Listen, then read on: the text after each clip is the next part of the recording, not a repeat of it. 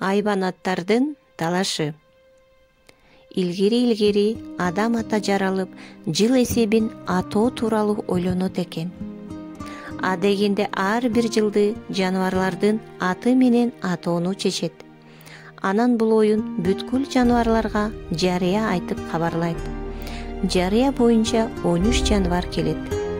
Үй жаныбарлардан 6, таала жаныбарлардан 6 жана суу жаныбарлардан 1 чакырылат.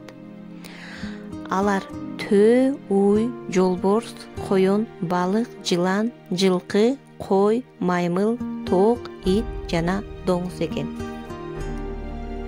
Эмесе мындай деп адам ата жаныбарларга жыл башы болуунун шартын билдирет. Ким таң эрте уктабай күндүн нурун биринчи көрсө, ошол жаныбар жылдын башы болуп аталат. Уктап калганга эч нерсе жок.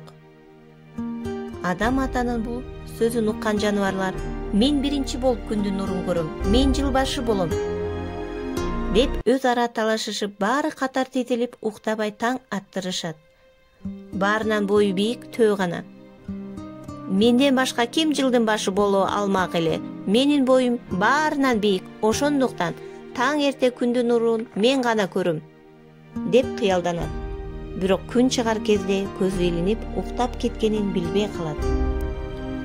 Күндүн нурун мен биринчи көрдүм деп чыйылдаган чычкандын үнү чыгат. Сен тырмактай болуп чөптүн арасында жүрүп каяктан күндүн нурун биринчи көрмөк элең дейт төө, чочуп ойгонуп. Бирок ары бери караса чычкан көрүнбөйт. Көрсө, чычкандын үнү төөнүн төбөсүнөн угулуп жатыптыр. Ал төөгө билгизбей эч ага эле анын төбөсүнө чыгып алган экен. Чычкандын мунусу жарабайт, ал менин төбөмө чыгып алыптыр деп буркулдап ачууланып айкырат төө. Бирок адам ата өз сөзүнө турат. Ошентип адам ата күндүн нурун биринчи көргөн чычканды жыл башы кылып атаптыр. Калган жылдарга катар турган жаныбарлардын аттарын бериптир. Тизилип тургандардын акырындагы доңуз жыл аягы болуптур.